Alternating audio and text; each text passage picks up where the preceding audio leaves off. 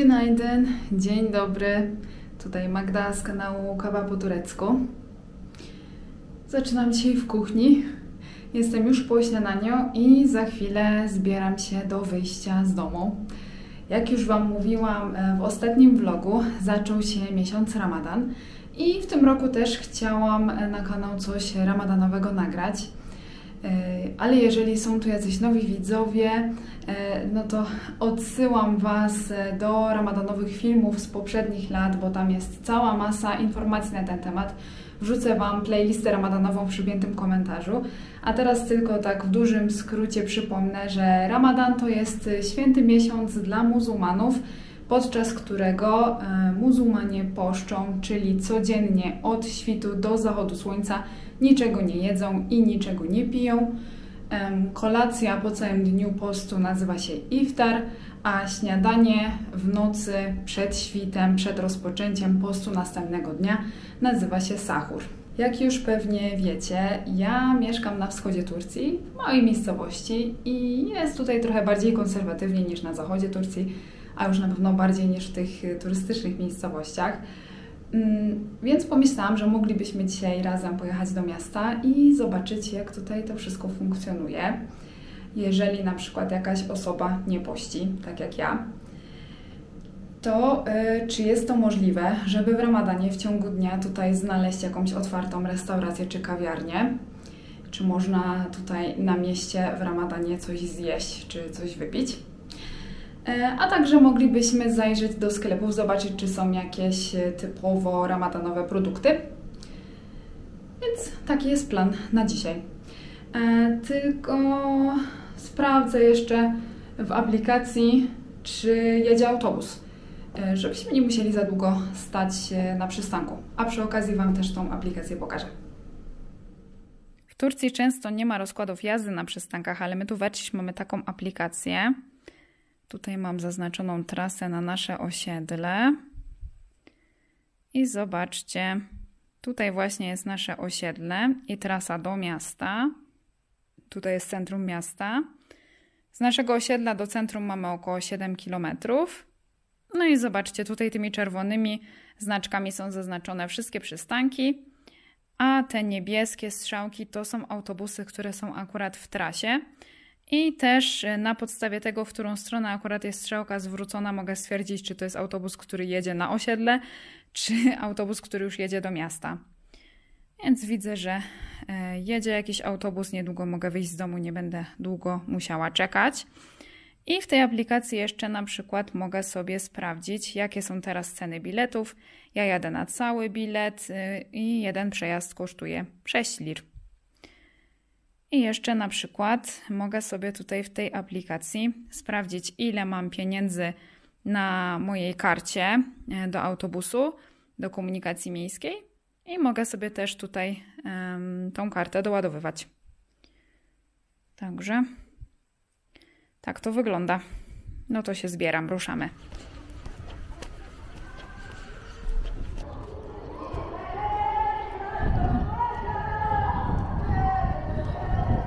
Znowu trafiłam na przerwę w szkole. Ale pogoda nawet ładna. Piękne słońce. Tylko trochę wieje. Jest około 12 stopni. Jedzie autobus.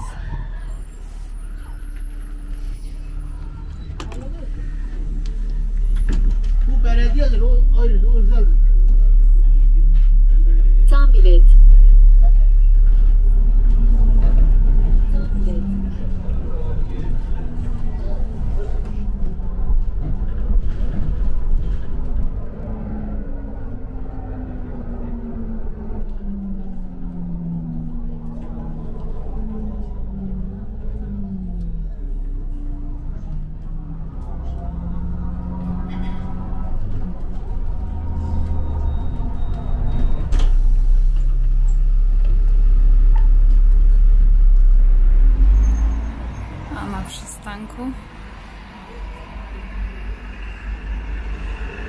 Plakat ramadanowy.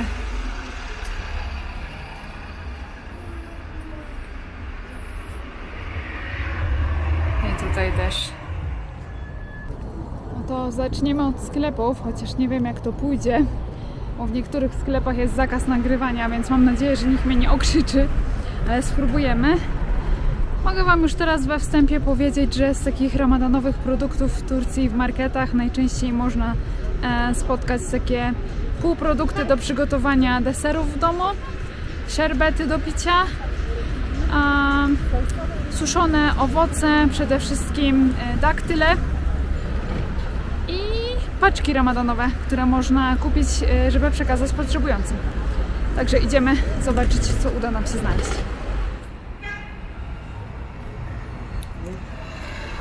Chyba coś tutaj znajdziemy. Pokazać, co jest.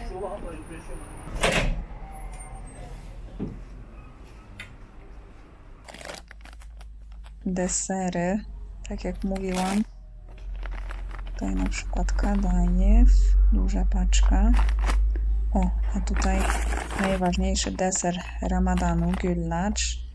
Białe płaty ciasta się zalewa mlekiem, cukrem i wodą różaną, stąd tutaj właśnie woda różana. Tutaj znowu kadajif, ale mniejsza paczka. Do deserów się to dodaje. Tak wygląda. I tutaj następne półgotowe desery, peynir tatlısy, takie ciasteczka do zalewania syropem cukrowym. Tutaj Kemal Pasza, w zeszłym roku ten deser właśnie robiłam. A tutaj szerbety do przygotowania samemu. To jest wygodne, bo można kontrolować ilość cukru. A tu suszone morele i daktyle. Daktylami kończy się cały dzień postu, żeby wyrównać poziom cukru we krwi. Różne tu rodzaje. No dobrze, to teraz idziemy zobaczyć do innych marketów. Pewnie będzie podobnie, ale zobaczymy. Zobaczcie, tutaj paczki ramadanowe, o których Wam mówiłam. Tu mniejsza paczka, taka zawartość, taka cena. Takiej wielkości. Tutaj jest trochę większa. I zdecydowanie więcej produktów, no ale też wyższa cena.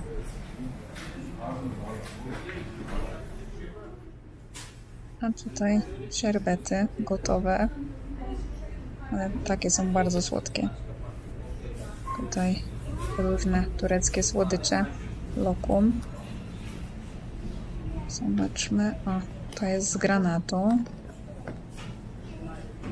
Jeszcze takie. Ładne opakowanie. I znowu tak samo półprodukty do deseru. Ciasteczka do zalewania syropem cukrowym. I kadajf w różnej formie. Tutaj w formie takich gniazdek. Tu większa paczka. Następne ciastka. A tutaj następne tureckie słodycze. Już ładnie wyglądają. Wrócę. O, by było dobre na prezent. I suszone morele. Tutaj takie ciemne i są też jasne. A tutaj suszone figi. No i oczywiście daktyle.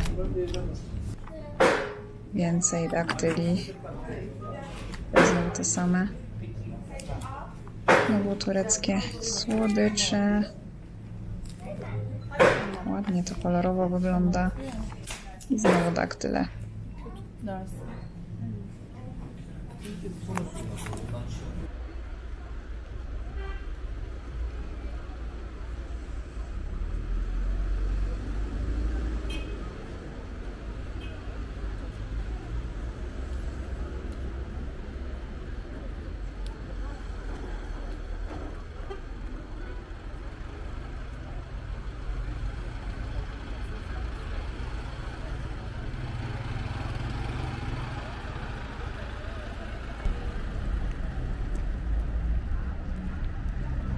ale dzisiaj ruch. Wszędzie masa ludzi. Ale przejdziemy się teraz po kawiarniach, restauracjach i zobaczymy, jak tam to wygląda. Czy są knajpki otwarte i czy w środku też tak dużo ludzi. Tutaj otwarte i sprzedają ci hyftę. Tutaj otwarte, ale pusto. Kukurydza na mleku. Tutaj na przykład napisane, że mają otwarte tylko w porze iftaru, czyli kolacji po całym dniu postu. Pusto.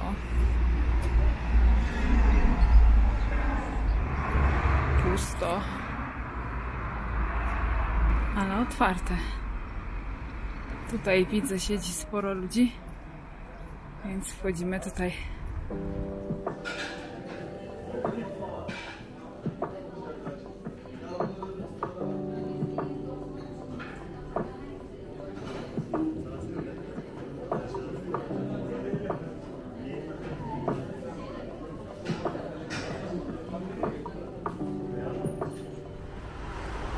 No dobrze, więc mogę powiedzieć, że jeśli chodzi o restaurację tutaj w Erciś, to są miejsca, żeby usiąść, coś zjeść, czegoś się napić, nawet w Ramadanie. I sporo ludzi też z tego korzysta, chociaż są też takie kawiarnie, restauracje, które mimo tego, że są otwarte, świecą pustkami. Są też takie, które są całkowicie teraz zamknięte. I są też takie, które oferują specjalne menu tylko na iftar, czyli tą kolację po całym dniu postu i są otwarte właśnie tylko w tych godzinach wieczornych.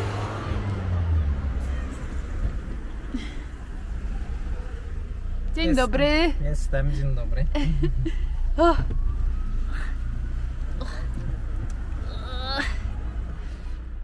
Jeszcze w drodze do domu zatrzymaliśmy się przy osiedlowej piekarni, no bo też nieodłącznym elementem Ramadanu jest specjalne pieczywo Ramazan Pidesi. Zobaczymy, czy akurat teraz je wypiekają, czy uda nam się świeże kupić, bo nie ma kolejki. Wieczorem na pewno będzie. Idziemy.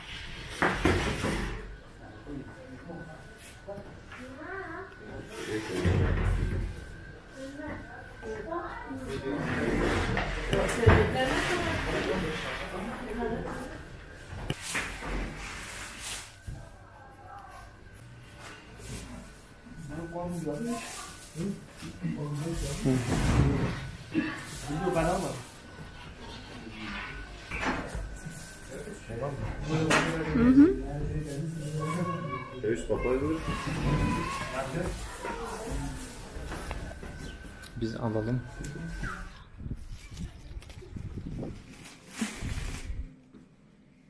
Wróciliśmy do domu dość późno i stwierdziliśmy, że nie chce nam się dzisiaj gotować. Skoro i tak już dzisiaj jesteśmy w tym vlogu w temacie ramadanowym, to stwierdziliśmy, że pojedziemy na iftar do restauracji. Właśnie do jednej z takich restauracji, które przez cały czas ramadanu oferują iftarowe menu. Zabierzemy Was ze sobą, pokażemy Wam, co restauracje w takim przykładowym menu oferują i jakie są w tym roku ceny. I już nie przedłużam, zbieramy się, bo mało czasu zostało do zachodu słońca. Jedziemy. O, widzę, że Ty też wyszykowany, przebrany. Tak, gotowy. Możemy już jechać. No to jedziemy. Tak.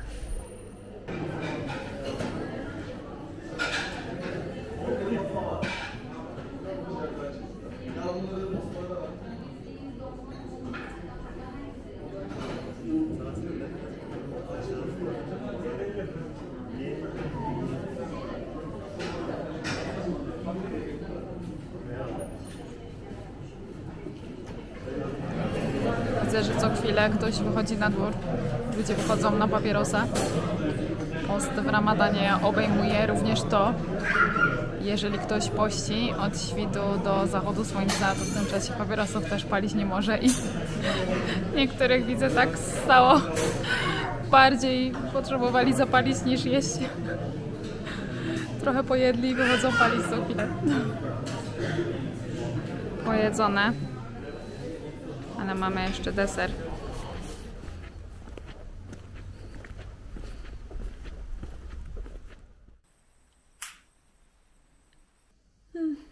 co tak oboje stąpałam tu. Kolacja była zacna. Więc był talerzyk z daktylami do zakończenia postu, rozpoczęcia iftaru, woda. Potem była zupa ezogelin çorbası. Później było danie główne, czyli patlıcan kebaby, takie mięso mielone, zapiekane w plastrach bakłażana. I ryż. Tak, pilaw z ryżu. I były przystawki, jakieś takie meze, pasty z warzyw i sałatka i çiğ köfte. No. I do tego mieliśmy napoje. Ja miałam ayran, Nuri miał kolę. I na końcu jeszcze dostaliśmy herbatę i deser, şekerpare. Takie ciasteczka zalane syropem cukrowym. I to tyle. No. A i pieczywo jeszcze było też pieczywo. No tak, pieczywo też. Do obiadu, do kolacji. I to wszystko kosztowało 145 lir za osobę. W złotówkach, jak chcecie wiedzieć ile to jest, to mniej więcej przez 4 trzeba podzielić. No ceny są takie, no wszędzie, w każdej restauracji. Podobnie. Tak. Nie wiem jak tam w innych miastach w Turcji. U nas takie ceny. No dobrze, no to teraz już będziemy leżeć do góry brzuchem. Tutaj będziemy kończyć już tego vloga, ale po tym zakończeniu mam nadzieję, że jeszcze wjedzie dodatkowy klip, który być może uda mi się nagrać w nocy. Spróbujemy, bo w tym roku znowu chodzi codziennie w nocy bębniarz po osiedlu, który budzi ludzi na sahur, czyli na ten ostatni posiłek przed rozpoczęciem postu. Także jeśli się obudzić, na pewno się obudzę, codziennie w nocy się budzimy od tego dźwięku, ale jak uda mi się dobiec do okna i nagrać tego bębniarza, to Wam jeszcze tutaj zaraz ten klip wstawię. A teraz tego vloga kończymy. Do zobaczenia w następnym filmie. Bywajcie!